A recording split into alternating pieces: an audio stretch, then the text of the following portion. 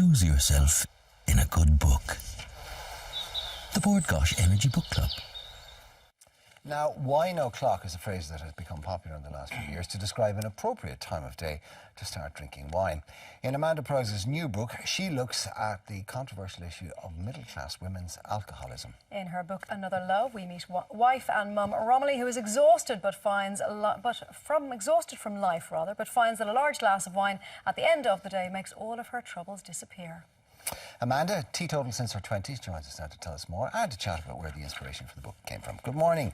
You are very welcome. Very welcome, Amanda. Very welcome again, back. yeah. No, I need to correct something I said, actually. It's not just middle-class women, it's middle-aged women's Absolutely. Alcohol, and it crosses all social boundaries, economic and social boundaries. It really does, and you'd be amazed, well, I was certainly amazed when I started my research, how many people still think that an alcoholic is someone who sits on a park bench sipping out of a brown paper bag.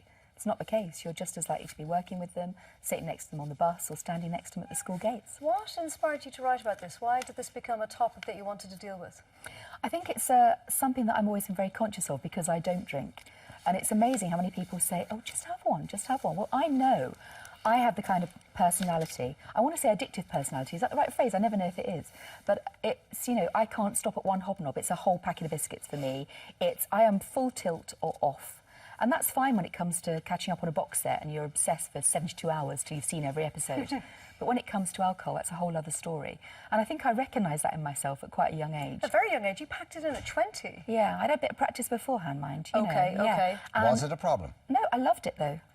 And, you know, that's the problem. That is the problem. And it can be, can't it? It can develop. And I think I just had that awareness. And I'm not alcohol, against alcohol in any way. We keep a very healthy, well-stocked fridge. I give my friends wine. My sons drink. They're practising hard, actually, at the moment, at that age. So it's not that I'm anti-booze. I'm just anti-booze for me. How does it affect you when you drank? I have a very low tolerance to alcohol, so one glass of wine and I legally can drive but can't identify my car in the car park. Okay. You know, literally, I can almost two and I'm almost unconscious. That's unusual. Yeah, Did you ever have that checked out? No, but it's almost like an allergy, like an aversion. So obviously that put me off because I thought if I drink like that, I can't keep myself safe. I can't stand up or call for help or run or use my phone or, not that we had phones in those days, but, you know, all those things that I need to do to keep myself safe and protected in a public environment, I couldn't do. I was aware of that. Why did you decide to discuss it? I know a lot of your books, the main characters are women. Yeah. But do you think this is more of an issue for women than it is for men, this type of drinking? I think it really is because I think, particularly for I'm 50, particularly my generation onwards, because those of us that went to university or even just in the pub culture, we, in our teens and 20s, are keeping up with the blokes. It's no longer the domain of men to go and have a couple of pints. Women are going having a glass of wine, which is fine if it's one glass of wine. But then as you get older, you're not actually going out as much. You're staying in, you're looking after the kids, you've worked hard that day. And we talk about, alcohol is the glue to every single situation. Social, whether it's celebration or commiseration, it's like, let's have a glass of wine. And strangely, if I met my friend in the supermarket and said, oh, I'm going to go home and do some heroin, they'd say, gosh, are you? Whereas if you say, I'm going to go home and have a bottle of wine, they say, oh, lovely. You know, we almost endorse it, we encourage it. And when it's legal. Absolutely, it's illegal. But I think also we underestimate the harm it can do. I think we're becoming more aware of it. And I was very conscious of what happened when you have an alcoholic in your family. So the book is written from the perspective of Romilly, who is the woman in concern, but also from her daughter, Celeste.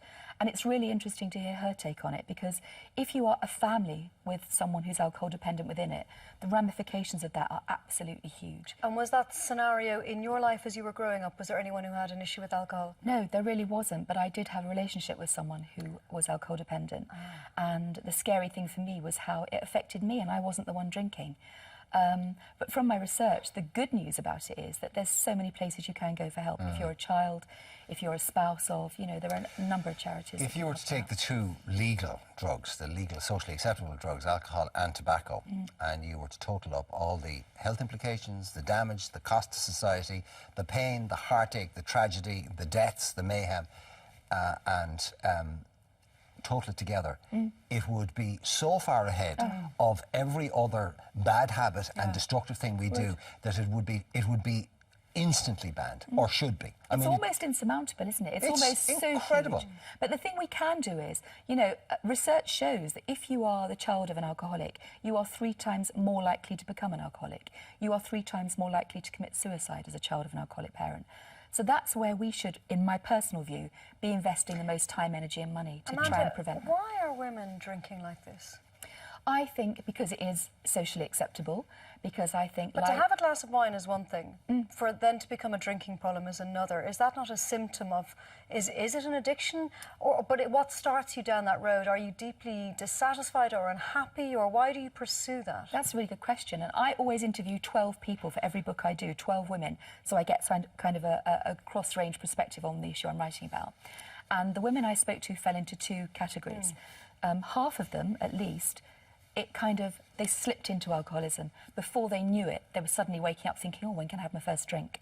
Or, you know, is it okay to hide a bottle of wine? Well, you know, it isn't. But actually, they were just suddenly, it switched for them. And by the time they realised they were drinking too much, they were alcohol dependent.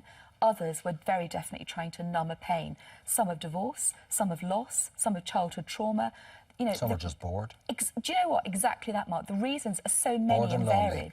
What is the reason for Romilly? I sense that she just slips into it and all of a sudden she realises she's got a serious problem. She does, and she has very low self-esteem. You know, she's a gorgeous woman, she has a lovely home, she's an academic, she has this beautiful child. She has everything. She's the kind of woman we look at from the outside looking in. She has everything.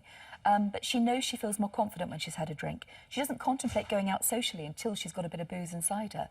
And that's it. She just gets on that treadmill and suddenly she's trapped.